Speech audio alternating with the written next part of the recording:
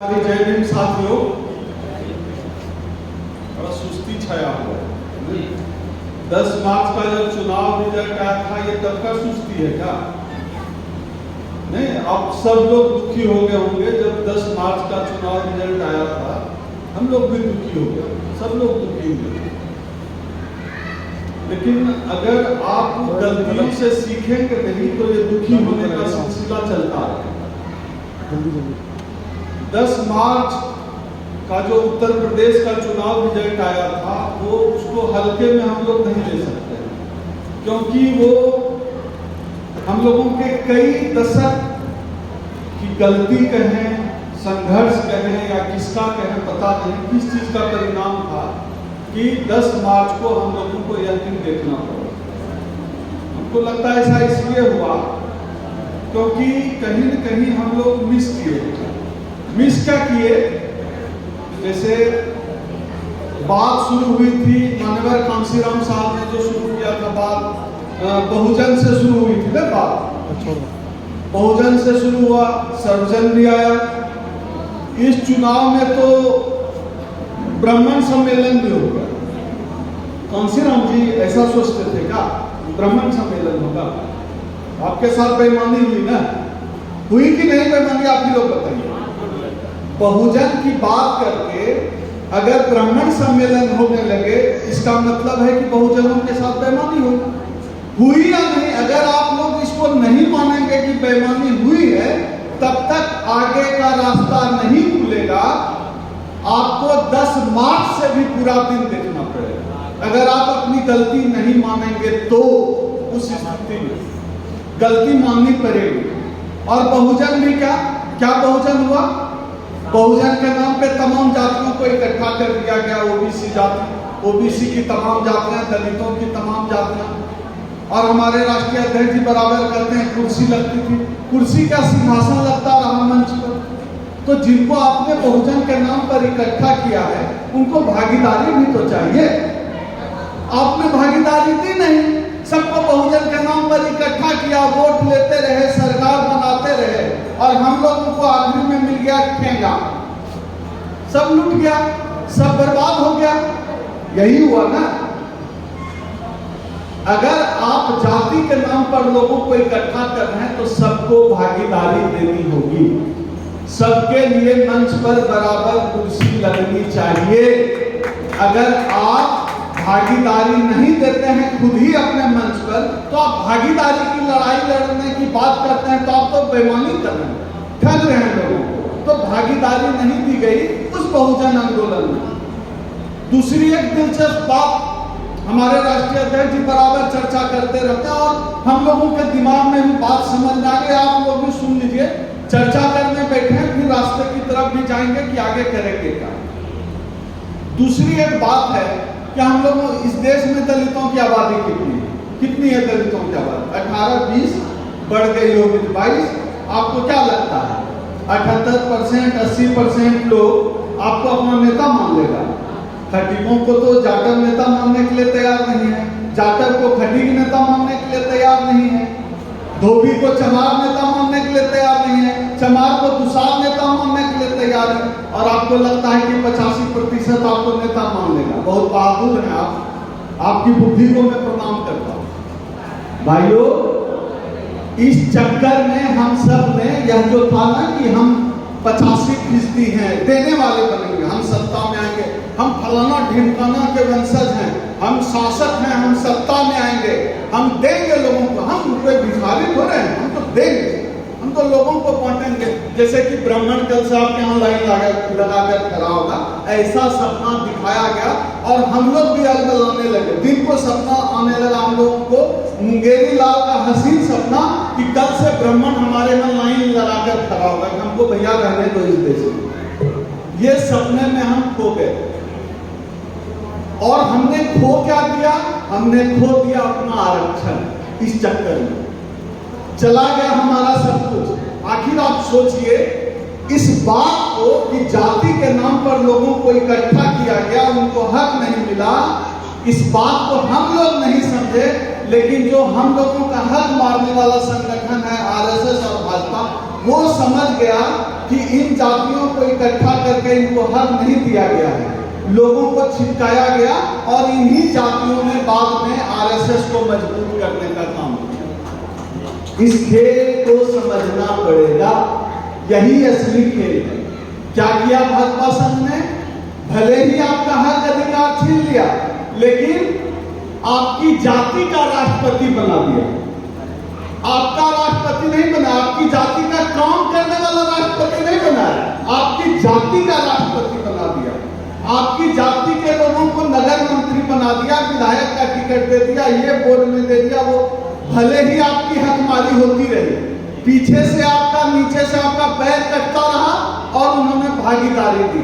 तो हमारे साथ जो बेईमानी हुई है उसी का तो ये असर था कि हमको जातियों के नाम पर इकट्ठा करके हमें सम्मान नहीं दिया, और बीजेपी सम्मान देने का काम कर रही है, आरएसएस सम्मान देने का काम कर रहा है, इसलिए सब लोग उसकी तरफ दौड़े भागे। तो हमने तो खुद अपने साथ यह किया है, जो आज हमारा यह आरक्षण खत्म हो रहा है, यह हमने खुद किया है। एक तो ऐसा संगठन है जिसका काम है दिन रात ब्राह्मणों को गाली दो। अरे भाई, गाली ठीक है, एक हिस्सा वो हो सकता है, लेकिन ये पूरा वही, उसी को हम आंदोलन बना दें कि ब्राह्मणों को गाली दे रहे हैं सभा करके और चंदा बटोर रहे हैं, वही मिशन हो सकता है क्या? मैं इस बात को हर सभा में कहता हूं कि आज जो हमारे शरीर पर यह जो कपड़ा आया है, हमारी थाली में जो खाना आया है, हम चार पहिया गाड़ी में जो घूमते हैं, वो ब्राह्मणों को गाली देने से आया है क्या? वो आया है आरक्षण की वजह से। और जब आज वह आरक्षण खतरे में है, जो हुलेले करने वाले लोग हैं, हुलेले करने की राजनीति वाले भी हमारे लोग हैं, डीएम से भिड़ गए, अध्यक्ष कल ही बता देते, डीएम से भिड़ गए, पुलिस वाले से भिड़ गए, वो आरक्षण बचाने नहीं आ रहे, वो निजीकरण के खिलाफ नहीं आ रहे हैं। अगर इतना ही बड़ा संगठन है तो क्यों नहीं दिल्ली भर देते हैं, क्यों नहीं पूरा देश काम कर देते हैं, क्यों नहीं 2 अप्रैल 2018 जैसा एक आंदोलन पूरे देश में खड़ा करते रहे? सिर्फ गाली देने से होगा, सिर्फ आलोचना करने से होगा, और वो भी जाति के आधार पर। हमारा संगठन 1997 से काम कर रहा है। 1997 में जो बात हमारे राष्ट्रीय अध्यक्ष जी ने कही थी, 1997 में 26-27 साल हो गए, 1997 में जो बात कही थी कि समाज को भावनात्मक मुद्दों में नहीं भटकना है, समाज को आरक्षण की तरफ लौटना चाहिए, समाज को अपनी भागीदारी तय करनी चाहिए। हमारी जो आबादी है, हम देने वाले नहीं, हम शासक नहीं बन सकते, लेकिन हम बार्गेनिंग करके अपना हक जरूर ले सकते हैं। ये हमारे अध्यक्ष जी कहते रहे, ये परिसंघ कहता रहा, समाज ने नहीं माना। हो सकता है कि उसके पीछे जो है कोई कारण रहा हो। मेरा तो अपना, मैं तो पूरा देश घूम रहा हूँ, उत्तर प्रदेश में भी घूमता हूँ, लोगों से बात करता हूँ। हमारे राष्ट्रीय अध्यक्ष जी का मूल्यांकन यह समाज नहीं कर पा रहा है, मैं यह हमेशा कहता हूँ। उन्होंने जो बात की, विजन की बात की, जाति की बात नहीं की। बहुत लोग, मैं खुलकर कहता हूँ, आप सब अपने लोग हैं इसलिए मैं चर्चा करता हूँ, बहुत लोग कहते हैं उदित राज जी जाटव होते तो मुख्यमंत्री होते उत्तर प्रदेश के। भाई साहब, आप ब्राह्मणों को गाली देते हैं कि वो आपके साथ जातिवाद करता है, और आपके बीच इतना विजनरी नेता रहा, और इस समाज ने सिर्फ इसलिए इग्नोर किया क्योंकि बहुसंख्यक जाति का नहीं था। यह है ये समाज, और यह समाज दूसरों को गाली देगा कि जातिवाद होता है हमारे साथ। इस समाज को भी अपना मूल्यांकन करना होगा। बाबा साहब यही कहते थे कि आपस में जातिवाद करो, संगठन बनाओ जातियों का, एकत्रित संघ, ये जाटव संघ, ये धोबी संघ, ये है अम्बेडकरवाद, ऐसे बचेगा आरक्षण। रोटी बेटी का रिश्ता तो आप आपस में नहीं कर पा रहे हैं, दिन रात ब्राह्मणों को गाली दिए जा रहे हैं। बाबा साहब जाति तोड़ने की बात करते थे, एनिहिलेशन ऑफ कास्ट करते थे। सिर्फ जय भीम कहना, व्हाट्सएप पे जय भीम लिख देना, नेताओं को गलियाना की संसद भेज दिए, इतने विधायक हैं, इतने सांसद हैं, क्या कर रहे हैं? आप क्या कर रहे हैं? प्याज उठा रहे हैं। आरएसएस वालों को देखा है कैसी सफाई लगती है, कैसे लड़ते हैं। ऐसे ही नहीं, उन्होंने आज पूरे देश पर कब्जा कर लिया है, उन्होंने मेहनत की है, अपने विचारधारा को फैलाया है, फैलाने का काम किया है, पूरी ईमानदारी से काम किया है। और हम लोग अपने हिसाब बेईमानी करते रहे, हम खुद को ही छलते रहे और दोष ब्राह्मणों को देते रहे।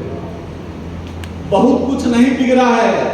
अगर सच में यह समाज चाहता है कि गले में हरिया न लटके, कमर में झाड़ू न टंगे, तो इस समाज को वापस उसी आइडिया पर आना पड़ेगा जो आइडिया अखिल भारतीय परिसंघ का है, जो आइडिया हमारे राष्ट्रीय अध्यक्ष डॉक्टर उदित राज जी का है।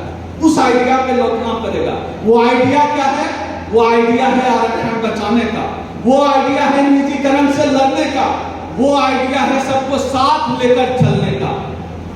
अभी राष्ट्रीय अध्यक्ष जी ने 18-19 जून को कॉन्स्टिट्यूशन क्लब में कॉल दी, कॉन्स्टिट्यूशन क्लब में, और साफ कहना, हमारे राष्ट्रीय अध्यक्ष जी तो खुद मौजूद हैं, हम लोगों का साफ कहना है संगठन का, आप अपना झंडा लेकर आइए, अपना डंडा लाइए, अपना बैनर लाइए, लेकिन आरक्षण को ऐसे खत्म मत होने दीजिए। ये परिसंघ की अपील है, आरक्षण को खत्म मत होने दीजिए। और ये लुटेरे, ये जो मनोवादी ब्राह्मणवादी लुटेरे हैं जो देश बेचना चाह रहे हैं, रोज देश टुकड़ों टुकड़ों में बेच रहे हैं, इस देश को बेचने से बचा लीजिए। ये आपके हाथों में है। अपने अंदर का ईगो निकाल लीजिए, आपस का झगड़ा छोड़ दीजिए, आइए मिलकर लड़ते हैं। 18-19 जून के लिए मैं खुले मन से आमंत्रित करता हूं। यहाँ मैं अभी गिन रहा था, लगभग 117-18 साथी अभी बैठे हुए हैं। इसमें कम से कम 50-60 साथी ऐसे जरूर होंगे जो कि 10-20 लोगों को मोबिलाइज कर सकते हैं। क्रांति आपसे शुरू होती है, आप करेंगे क्रांति, आपको करना पड़ेगा। आपकी लड़ाई लड़ने उदित राज हमेशा नहीं आएगा, आपकी लड़ाई आपको कभी न कभी खुद लड़नी पड़ेगी। कोई और लड़ने नहीं आने वाला है, कोई और आपका आरक्षण, परिसंघ ने तो इतनी बार आरक्षण बचाया, संवैधानिक संशोधन तक करा के आरक्षण बचाया। आपको क्या लगता है कि इसकी कीमत नहीं चुकानी पड़ती है? इसकी कीमत चुकानी पड़ती है। हमारे राष्ट्रीय अध्यक्ष जी ने इसकी कीमत चुकाई है। जब आरक्षण बचाने का एक मूवमेंट होना था दिल्ली में, राष्ट्रीय अध्यक्ष जी ने अपील की, होम मिनिस्ट्री से फोन आया कि उसको रोक दो, नुकसान होगा। राष्ट्रीय अध्यक्ष जी ने नहीं मानी बात। 2003 से सिक्योरिटी मिली थी, सिक्योरिटी छीन ली, इतने बड़े नेता की सिक्योरिटी छीन ली। हमारे समाज के कितने लोगों के मुंह से चू की आवाज आई, तब भी राष्ट्रीय अध्यक्ष जी नहीं माने, मूवमेंट किया। एक जब सिक्योरिटी छीन ली, एक सप्ताह बाद फिर कॉल किया कि फिर हम आंदोलन करेंगे, मंडी हाउस से लेकर संसद मार्च करेंगे। होम मिनिस्ट्री से फिर कॉल आया, बर्बाद हो जाओगे। उस तरफ गए मिशन के लिए, आंदोलन के लिए, दूसरी तरफ घर से सामान उठाकर फेंक दिया गया। क्या समाज इस कुर्बानी का मूल्यांकन करेगा? पनिशमेंट ट्रांसफर कर दिया गया हमारे राष्ट्रीय अध्यक्ष जी की पत्नी का, कितने लोगों को पता है? तो इस हर चीज की कीमत है। राष्ट्रीय अध्यक्ष जी ने, परिसंघ ने इसकी कीमत चुकाई है। लेकिन आज तक, चाहे वो भारतीय जनता पार्टी से भी सांसद रहे हो, आप उनके वीडियो उठाकर देख लीजिए यूट्यूब पे, आज तक उन्होंने समाज के हित से कोई समझौता नहीं किया, कोई समझौता नहीं किया। 1997 से लेकर 2022 तक का ये सफर है हमारे राष्ट्रीय अध्यक्ष जी का। मैं उम्मीद करता हूं कि यह समाज आने वाला, आज न करे मूल्यांकन, लेकिन आने वाले समय में अगर यह समाज ईमानदार मूल्यांकन करेगा देश की दलित राजनीति का, तो हम इस बात का दावा कर सकते हैं कि डॉक्टर उदित राज जी से बड़ा नेता आज के समय में कोई नहीं है जिन्होंने इस समाज की आवाज पूरी ईमानदारी से उठाई। बहुत सारे लोगों को लगता है कि हम लड़ेंगे, हम बोलेंगे तो जेल चले जाएंगे, कर्मचारी हैं, ये है वो है। बहुत लोगों को लगता है, लगना भी चाहिए, थोड़ा बहुत तो डरा भी करके, क्योंकि समय और परिस्थिति उसके अनुकूल नहीं है कि आप फ्रंट पे आकर लड़ सके। समय और परिस्थिति उसके अनुकूल नहीं है, लेकिन जो लड़ रहा है उसका साथ तो दे सकते हैं। या आप इतने गए, यह समाज इतना गया हो गया कि अपने लिए लड़ने वालों का भी साथ न दे पाए। क्या हम स्वार्थी भी ठीक से नहीं हो पा रहे?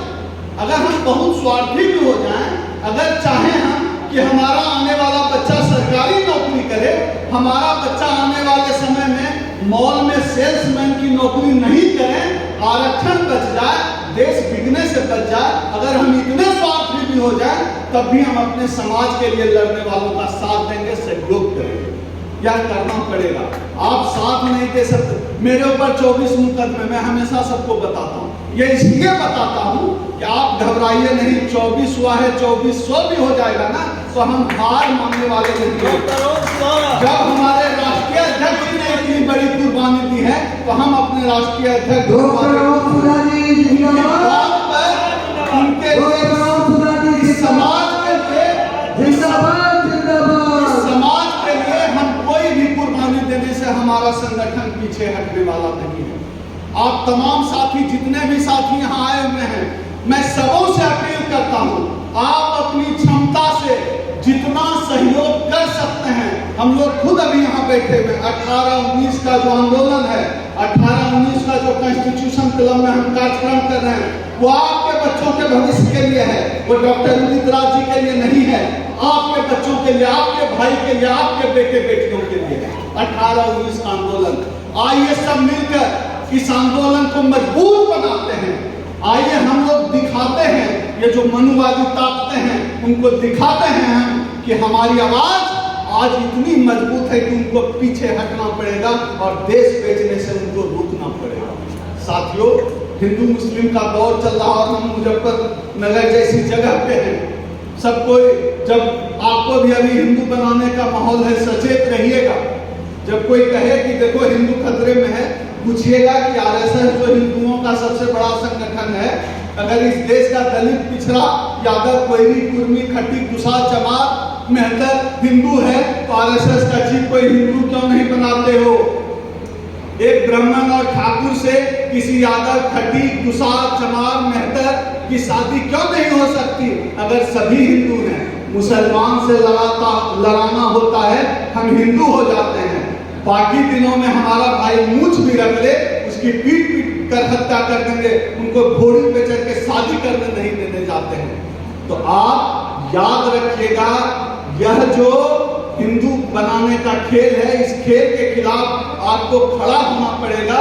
और अगर आपको हिंदू बताया जाए, अपना क्लेम लीजिए कि अगर हम हिंदू हैं तो फिर ये जातियां क्या होती है। यह देश बचाने की जिम्मेदारी अब इस देश के अम्बेडकरवादियों पर है, आप पर है। आखिरी अपील के साथ मैं अपनी बात समाप्त करूंगा कि हम लोग यहाँ बैठे हुए हैं 18 और 19 जून के कार्यक्रम के लिए। जो भी साथी किसी भी तरह का सहयोग करना चाहते हैं, जैसे हमारे सीनियर लीडर ने अनाउंस किया कि 11,000 इस आंदोलन के लिए सहयोग कर रहे हैं, उनका बहुत बहुत धन्यवाद। आप अपने बच्चों के लिए, आप अपनी आने वाली पीढ़ी के लिए यह कर रहे हैं। आप तमाम साथियों से अपील है, खुले दिल से जो भी सहयोग आप करना चाहते हैं, कार्यक्रम के बाद मैं भी यही हूँ, मेरे पास रसीद बुक भी है, आइए आप रसीद कटा सकते हैं और उस आंदोलन में सहयोग कर सकते हैं। इसी के साथ अपनी बात समाप्त करता हूँ कि लड़ेंगे, जीतेंगे। अखिल भारतीय परिसंघ जिंदाबाद, डॉक्टर उदित राज जिंदाबाद।